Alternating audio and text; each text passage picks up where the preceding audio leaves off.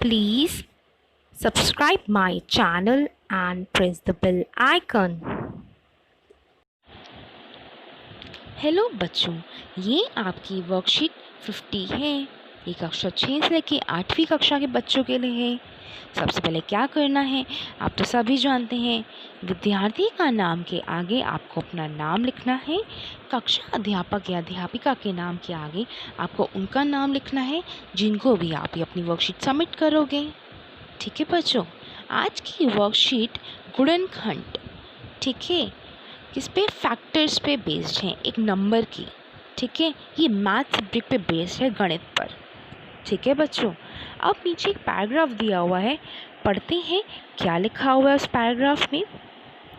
हमारी कक्षा में 24 विद्यार्थी हैं। एक दिन अध्यापिका ने कहा कि सभी इस प्रकार पंक्तियां बनाओ कि हर पंक्ति में बराबर विद्यार्थी हों। हमारी कक्षा में कुल कितने विद्यार्थी हैं बच्चों? 24 विद्यार्थी हैं। एक दिन अध्यापिका आई और उसने कहा कि हमें लाइंस ऐसे बनानी है कि सब में बराबर हों विद्यार्थी। ठीक है, तो यहाँ पे लिखा है हमने 6 विद्यार्थी की 4 पंक्तियाँ बना ली। मतलब हमने 4 लाइंस बनाई और हर एक लाइन में 6 विद्यार्थी खड़े कर दिए। फिर एक विद्यार्थी ने कहा हम 4 विद्यार्थी की 6 पंक्तियाँ भी तो बना सकते हैं। तो एक बच्चा खड़ा हुआ, उसने कहा मैम 6 लाइंस भी तो बना सकते हैं कि हर एक लाइन में 4 विद्यार्थी खड़े हों। ऐसा भी तो हो सकता है ना। अध्यापिका ने कहा बहुत सारे तरीके होते हैं लाइंस बनाने के, तो ठीक है, बारी बारी से कई तरीके सामने आते गए। ठीक है बच्चों, चलो आओ देखते हैं क्या क्या तरीके थे।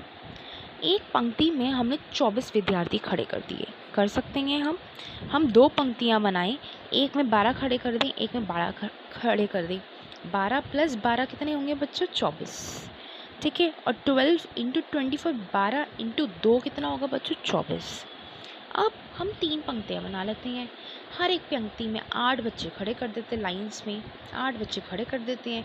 8 + 8 + 8 कितना होगा बच्चों? 24। और 8 × 3 कितना होगा? 24। ऐसे चलो आगे देखते हैं। 4 लाइनें बनाई, ठीक है, हर एक लाइन में 6 बच्चे। अब उल्टा कर दिया, 6 लाइनें बनाई, ठीक है, और उसके अंदर कितने? 4 बच्चे, हर एक लाइन में 4 बच्चे। अब हमें 12 पंक्तियाँ जो हैं बना दी और हर एक लाइन के अंदर 2-2 बच्चे खड़े कर दिए। ऐसा भी हो सकता है, बहुत सारे तरीके हो सकते हैं। इस कन्फ्यूजन को थोड़ा सा दूर करने के लिए क्वेश्चंस के अंदर मैंने एक तरीका बताया है, वो हम देखेंगे कैसे हो सकता है।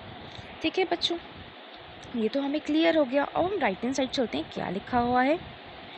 तो हमने जाना, ठीक है, 1 × 24 = 24। 1 इंटू जो है, हाँ, जो अब ये है यहाँ पे मल्टीप्लाई दिया हुआ है और आप इधर राइट हैंड साइड देखेंगे तो डिवाइड दिया हुआ है हमें। ठीक है, 1 × 24 = 24 हो गया। ठीक है, 2 × 12 = ठीक है 24 हो गया। मतलब 2 × 12 = 24 हो गया। 3 × 8 = 24 हो गया। 4 × 6 = 24 हो गया। ये सारे तरीके हो गए और इसी में से ही हम फैक्टर्स निकाल लेंगे। ठीक है बच्चों, अब 1 × 24 = 24। ठीक है, 2 × 12 = 24 और 12 × 2 भी 24 होता है। ठीक है, ऐसे ही 8 × 3 भी 24, 6 × 4 भी 24। बात तो बराबर हुई ना। ठीक है बच्चों, और अब नीचे लिखा हुआ है एक गुणनखंड वो संख्या है जो दी गई संख्या को पूरा विभाजित करती है। एक गुणनखंड क्या है? एक वो संख्या है, ठीक है, जो पूरा विभाजित कर देती है दी हुई संख्या को। जैसे बच्चों अगर हमने 24 लिया, ठीक है, 24 को हम डिवाइड कर रहे हैं, उसको गुणनखंड कर रहे हैं, उसको डिवाइड करते हैं। ठीक है, अगर हम उसके फैक्टर से करेंगे ना, वो जिसके भी टेबल में आ रहा है, अगर हम उसके फैक्टर से करेंगे ना तो पूरा जाएगा, 0 रिमाइंडर बचेगा, कुछ भी नहीं बचेगा। ठीक है, इसको मैं आपको और अच्छे से क्लियर करती हूँ। तो हम सबसे पहले क्वेश्चंस पे आते हैं, उससे अच्छे से क्लियर हो जाएगा। अब बच्चों हमें फैक्टर्स निकालने हैं, 42 के गुणनखंड करना है 42 का। ठीक है, तो मैंने क्या किया, सबसे इजी तरीका और जो ये ट्रिक है, ये हम क्या करते हैं, 42 का हम एलसीएम ले लेते हैं। 42 का एलसीएम लिया, 42 ऑलरेडी बच्चों इवन नंबर है तो 2 से तो जाएगा ही जाएगा। एक चीज़ दिमाग में रख लो, ठीक है। एक और चीज़, 42 है इवन नंबर है तो 2 से जाएगा ही जाएगा। ठीक है, 4 + 2 करोगे, ठीक है, तो 6 आ रहा है। अगर 6 आ रहा है, 6 तो 3 के टेबल में भी आता है। जो 3 के टेबल में आएगा, 6 आएगा, 12 आएगा, 3 आएगा, ये सब हम ऐड करके अगर हमारा ऑड नंबर बन रहा है, ठीक है, 3, ठीक है, ऑड नंबर बन रहा है और 3 के टेबल में आ रहा है, तो इसका मतलब 3 से भी जाएगा, डिविजिबल है। तो 2 + 1 कितना होता है? 3। यहाँ पे अगर 6 होता, ठीक है, ऐड करके दोनों नंबर को ऐड करके 6 होता है, जैसे 4 + 2 6 है, तो ये भी जा रहा है 3 से आगे कहीं ना कहीं। ठीक है, तो हम ऐसा देख सकते हैं। ठीक है बच्चों, ये 12 सम हो रहा है तो हम कर सकते हैं। अब नीचे देखो, 2 × 2 = 4, 2 × 1 = 2, 3 × 7 = 21, 7 × 1 = 7। ये हमारा हमने एलसीएम ले लिया। अब बच्चों 2 को अलग रखो, ठीक है, और 7 × 3 = 21, 21 × 2 42 हो जाएगा। ठीक है, 2 अलग रखा हमने, 7 और 3 का मैंने एरो अलग लगाया है, तो इनको इकट्ठे एक बॉक्स में रखना है, 7 3 को, 2 को अलग रखना है। तो 2 × 7 3 = 21 = 42। अब बच्चों नेक्स्ट नीचे देखते हैं पर्पल में जो दिया हुआ है। अब 3 को अलग रखते हैं हम, 7 2 को एक ही बॉक्स में रखते हैं, 7 2 = 14, 14 × 3 42। ऊपर नीचे करना है, हमें आगे पीछे करना है, आएगा ही हमारा 42। ठीक है, देखना 42 आ रहा है हमारा, ठीक है, क्योंकि ये इनसे ही जाएगा एलसीएम लेके। बट स्टार्टिंग हमें करनी है जितने छोटे से छोटे हम कर सकते हैं, ठीक है, ताकि वो उसके टेबल में आ जाए। जितने छोटे से छोटे में टेबल में आ रहा है, डिवाइड हो रहा है, उससे करते जाना है हमें। फिर हमने 2 और 3 को इकट्ठे ले लिया और 7 को अलग ले लिया, अलग टेबल में। 2 और 3 क्या होते हैं, इसको मल्टीप्लाई किया, 3 × 2 = 6, और 7 को अलग किया, तो 6 × 7 कितना हुआ? 42 हो गया। और अब बच्चों नेक्स्ट में है 2 3 7 को इकट्ठे ले लिया, क्योंकि 42 अपने टेबल में तो आएगा ही आएगा ना, और 1 के टेबल में भी आएगा। ठीक है बच्चों, तो इससे हम प्रैक्टिस करना, गुणनखंड करना जान जाते हैं। दिखाती हूँ अब आपको आगे। अब बच्चों ये देखो, 3 × 14 = 42 हो गया, ठीक है, और 14 × 3 = 42 हो गया, ठीक है। अब 7 × 6 = 42, या 6 × 7 = 42। 42 अपने टेबल में तो आते ही आते हैं, तो 42 × 1 = 42, और 1 × 42 = 42। ठीक है बच्चों, अब इस तरीके से हमने ये क्वेश्चन सॉल्व कर दिया।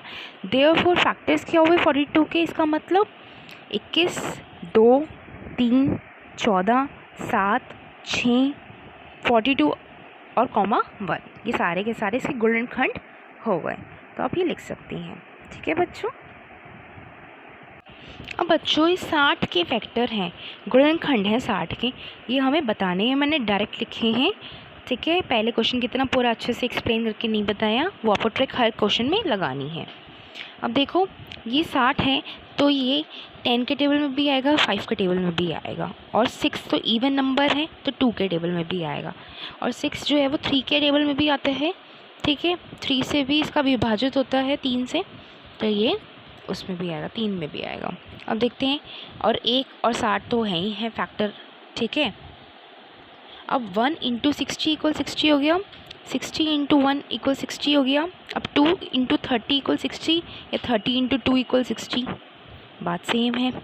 ठीक है, अब नेक्स्ट देखो इधर, 3 × 20 = 60, या 20 × 3 = 60, 10 × 6 = 60, या 6 × 10 = 60, 12 × 5 = 60, या 5 × 12 = 60, 15 × 4 = 60, या 4 × 15 = 60। ये तरीका हम एलसीएम से निकाल सकते हैं, या टेबल्स बहुत अच्छे से आते हों तो उससे भी हो सकता है। अब बच्चों फैक्टर्स ऑफ 55, मतलब ये 5 से तो जाएगा ही जाएगा, और 55 है तो 11 के टेबल में तो आएगा ही आएगा, ये तो हमें देख के ही पता चल जाएगा। तो 1 × 55 = 55 लिख दिया, 55 × 1 = 55, 11 × 5 = 55 लिख दिया, और 5 × 11 = 55 लिख दिया। तो इसके फैक्टर्स क्या हुए? 1, 11, 5, 55। ठीक है बच्चों, रिपीट नहीं होना चाहिए। अब बच्चों फैक्टर्स क्या है 47 की? 47 के फैक्टर्स जो हैं ये प्राइम नंबर है, तो इसका कोई फैक्टर नहीं है, तो इसको हमने 1 × 47 = 47 अपने ही टेबल से डिविजिबल होगा, अपनी टेबल में आएगा। ठीक है, मतलब 47 से डिवाइड होगा, विभाजित होगा, अपने टेबल में आएगा या फिर 1 से हो सकता है 1 के टेबल में आएगा। ठीक है, तो 1 × 47 = 47, ये 47 × 1 = 47। ठीक है बच्चों, अब नेक्स्ट प्रश्न की ओर चलते हैं। नेक्स्ट क्वेश्चन अभी बच्चों लास्ट है, आपको ये सारे के सारे पहली ट्रिक से जैसे मैंने बताया है वैसे ही करने हैं। अब बच्चों ये गुणनखंड है 98 के, 1 × 98 = 98, 98 × 1 = 98। ठीक है बच्चों, ये हर किसी में आएगा। अब 14 × 7 देखो 14 × 7 = 98, 7 × 14 = 98, 49 × 2 = 98, 2 × 49 = 98। तो इसके फैक्टर्स जो होंगे बच्चों वो हमारे होंगे 1, 98, 14, 7, 49, 2। ठीक है बच्चों, अभी काफ़ी मुश्किल है 49 और 2 निकालना, बट हम जब LCM लेंगे ना, जो मैंने तरीका बताया उससे आसान हो जाएगा। आपको करना हमें छोटे से स्टार्टिंग है। ठीक है, कितने छोटे से वो नंबर डिवाइड हो रहा पहले तो, फिर उसके बाद आगे धीरे धीरे करना है। ठीक है बच्चों, अगर आपको मेरी वीडियो पसंद आए तो आप लाइक ज़रूर कीजिए। ठीक है, सब्सक्राइब कीजिए मेरे चैनल को, शेयर करना मत भूलिए। Thank you for watching.